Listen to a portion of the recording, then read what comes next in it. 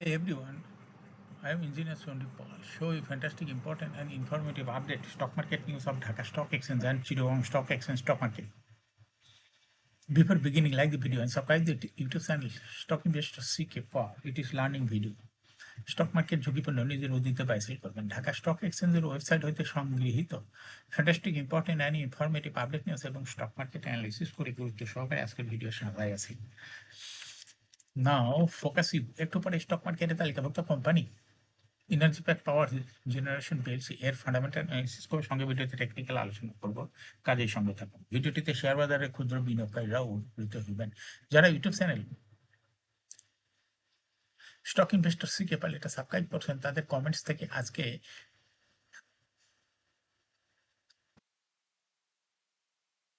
Well and power সেক্টরের company Energypac power generation PLC এটা pick করছে। Now fantastic Dhaka stock exchange indices update Dhaka stock এক্সচেঞ্জের index সর্বশেষ দেখা যাচ্ছে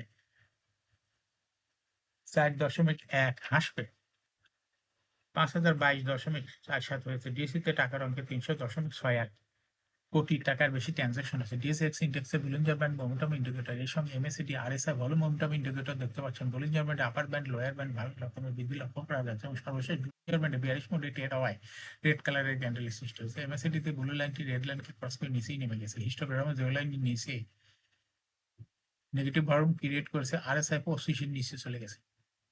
আরএসআই অ্যানালাইসিসে দেখা যাচ্ছে মার্চ মাসের দিকে আরএসআই 60-র উপরে ছিল, কিন্তু বর্তমানে আরএসআই 60-র অনেক নিচে রয়েছে। এমএসিডি অ্যানালাইসিসে দেখা যাচ্ছে এমএসিডি লাইনটি জিরো লাইনের নিচে রয়েছে, কিন্তু মার্চ মাসে দিকে এমএসিডি জিরো লাইনের উপরে ছিল। নাও ফ্যান্টাস্টিক ট্রেড স্ট্যাটিস্টিক মার্কেটে 119টি কোম্পানি শেয়ার দর বৃদ্ধি পেয়েছে। 214টি কোম্পানি শেয়ার দর হ্রাস পেয়েছে। সেই সঙ্গে 63টি কোম্পানি শেয়ার দর ছিল অপরিবর্তিত।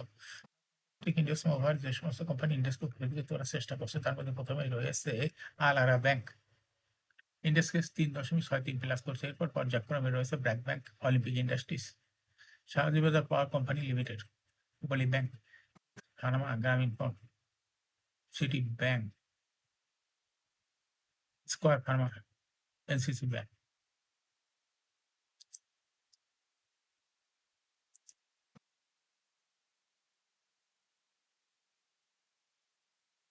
যে সমস্ত কোম্পানি ইন্ডেক্সকে নিচের দিকে নামানোর চেষ্টা করছে তার মধ্যে প্রথমে রয়েছে ইসলামী ব্যাংক। ইন্ডেক্সকে 2.39 মাইনাস করছে।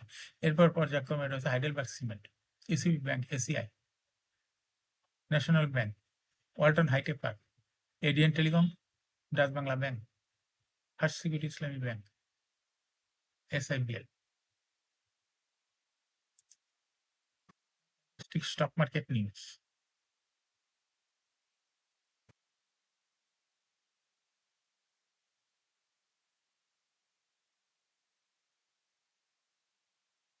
শেয়ার বাজারে তালিকাভুক্ত company Apex Footwear Limited 31 March 2025 সমাপ্ত তৃতীয় প্রান্তিকে অনেক তাদের প্রতিবেদন প্রকাশ করছে। তৃতীয় প্রান্তিক কোম্পানির ইপিএস হয়েছে 62 পয়সা।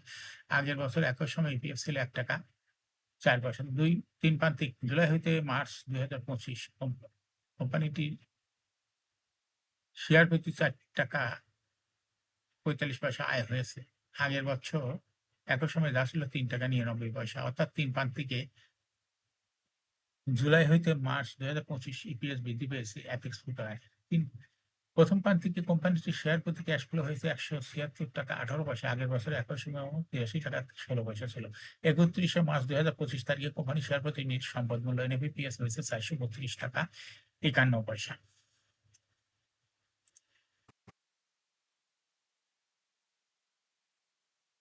চতুর্থ কার্যদিবস বুধবার প্রধান শেয়ার বাজার ঢাকা স্টক এক্সচেঞ্জের লেনদেনের শীর্ষে উঠে এসেছে শাহজিবাজার পাওয়ার। আজ কোম্পানিটি 12,81,23,000 টাকা লেনদেন হয়েছে। লেনদেনের শীর্ষ তালিকায় তৃতীয় স্থানে উঠে এসেছে বাংলাদেশ শিপিং কর্পোরেশন এবং তৃতীয় স্থানে উঠে এসেছে মিডল্যান্ড ব্যাংক।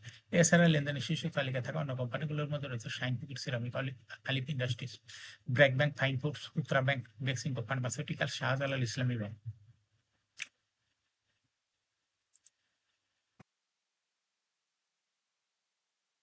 শেয়ার বাজার তালিকাভুক্ত বাটা শু লিমিটেড 31 ডিসেম্বর 2024 সমাপ্ত অর্থ বছরের জন্য 105% চূড়ান্ত ক্যাশ ডিভিডেন্ড ঘোষণা করছে। সমাপ্ত অর্থ বছরে ব্যাংকটি সমন্বিত আয় ইপিএস হয়েছে 21 টাকা 62 পয়সা। আগের বছর ছিল টাকা 31 ডিসেম্বর 2024 তারিখে কোম্পানিটির নিজ সম্পদ মূল্য NABPS হয়েছে 220 টাকা 22 পয়সা। এজন্য এজিএম করবে 26 জুন। এর জন্য রেকর্ড ডেট নির্ধারণ করেছে 26 মে।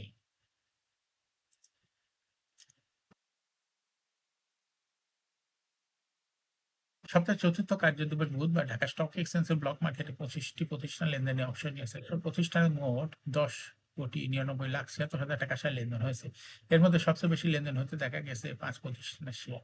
প্রতিষ্ঠানগুলো হলো Renata, SEML Lecture Equity Management Fund, Central Insurance, BCSRE, Saham Textiles. এই 5 প্রতিষ্ঠান মোট শেয়ার লেনদেন হয়েছে 7 কোটি টাকারও বেশি। প্রতিষ্ঠানগুলোর মধ্যে সবচেয়ে বেশি লেনদেন হয়েছে রেনেটা, দ্বিতীয় সর্বোচ্চ লেনদেন হয়েছে সেন্ট্রাল ইন্স্যুরেন্স এবং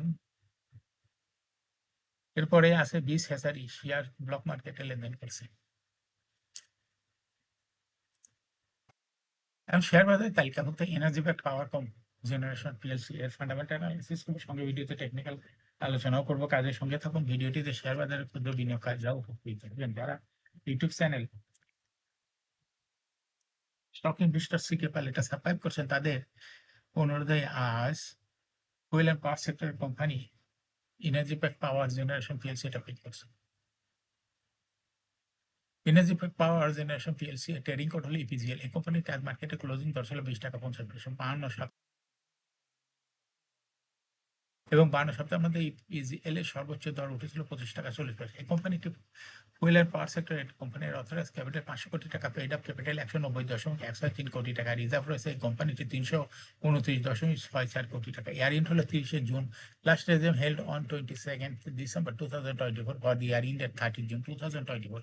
এই কোম্পানির সর্বমোট শেয়ার সংখ্যা হলো 19,01,63,216টি শেয়ার রয়েছে সর্বমোট। এই কোম্পানি সর্বশেষ 2023 সালে 5% ক্যাশ ডিভিডেন্ড দিয়েছিল বিনিয়োগকারী। Energypac power generation first quarter EPS হচ্ছে -1.85, দ্বিতীয় কোয়ার্টার হচ্ছে 0.87। Financial performance as per audited financial statement in the year 2020 সালে EPS ছিল 3.83, 21 সালে ছিল 2.03, 22 সালে ছিল 0.38, 2023 সালে EPS ছিল -2.36, 2024 সালে EPS -5.18। অর্থাৎ এনার্জি ব্যাক পাওয়ার জেনারেশন এই কোম্পানিটি EPS এর গ্রোথ দেখা যাচ্ছে 2020 সালের তুলনায় 2024 সালে পজিটিভ থেকে নেগেটিভে চলে গেছে। এই কোম্পানিটি NAV পার শেয়ার 2020 সালে ছিল 51.83, 21 সালে ছিল 57.72, 22 সালে ছিল 48.18, 23 সালে ছিল 43.18, 24 সালে NAV পার শেয়ার ছিল 37.45।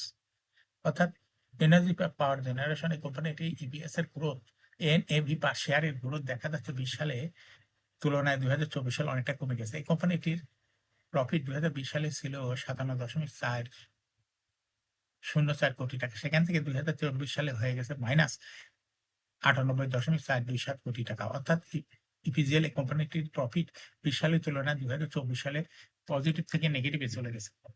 এই কোম্পানিটির ডিভিডেন্ড ইল্ড 2024 সালে কোনো তথ্য নাই ডিএস ওয়েবসাইটে।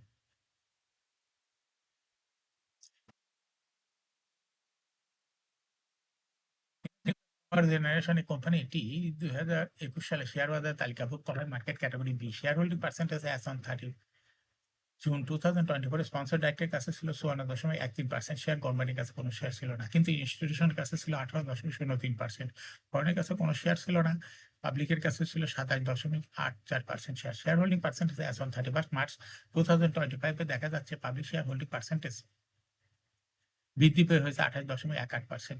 সেই সঙ্গে ইনস্টিটিউশনের শেয়ার হোল্ডিং পার্সেন্টেজ কমে হয়ে গেছে 17.69%।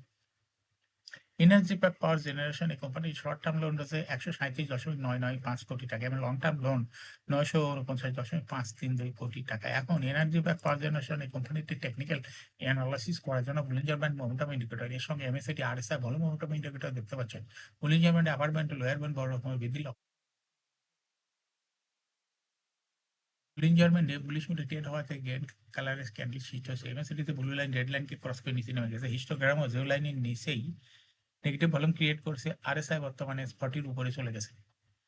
এনার্জি পাওয়ার জেনারেশন এই কোম্পানিটির আরএসআই অ্যানালাইসিসে দেখা যায় ফেব্রুয়ারি মাসের দিকে আরএসআই 80 উপরে চলে গেছিল, কিন্তু বর্তমানে আরএসআই 80 নিচে। এমএসিডি অ্যানালাইসিসে দেখা যাচ্ছে ফেব্রুয়ারি মাসের পরে এমএসিডি জিরো লাইনের অনেক উপরেই ছিল, কিন্তু বর্তমানে জিরো লাইনের নিচে এমএসিডি লাইনটি অবস্থান করছে। এই কোম্পানি প্রাইস অ্যাকশন দেখা এই কোম্পানিটি বর্তমানে শেয়ার মাধ্যমে বিনিয়োগকারীদের লাভ করার সুযোগ করে দেয়। এটা একটা investing category, stock trading opportunity ভালো। এরকম fantastic important and informative update news video নিয়মিত দেখতে YouTube channel stock investor CK Pal এটা সাবস্ক্রাইব না করে থাকলে এখন YouTube channel stock investor CK Pal এটা সাবস্ক্রাইব করুন, সঙ্গে লাইক করুন, শেয়ার করুন। এই ভিডিওটি ফেসবুকে শেয়ার করুন, টুইটার শেয়ার করুন এবং হোয়াটসঅ্যাপের মাধ্যমে শেয়ার করে আপনার ফ্রেন্ডস এবং ফ্যামিলিকে শেয়ার মার্কেট সম্পর্কে জানার সুযোগ করে দিতে পারেন। যারা already YouTube channel stock investor CK Pal এটা সাবস্ক্রাইব করছেন তাদেরকে অসংখ্য ধন্যবাদ। শেয়ার বাজার তালিকাভুক্ত ভালো কোম্পানির ডিভিডেন্ড সংক্রান্ত তথ্যের ভিডিও, আইপিও সংক্রান্ত তথ্যের ভিডিও এবং শেয়ার বাজার ভিডিও নিয়মিত দেখতে YouTube channel stock investor CK Pal must subscribe, must like, must share YouTube channel stock investor CK পাল।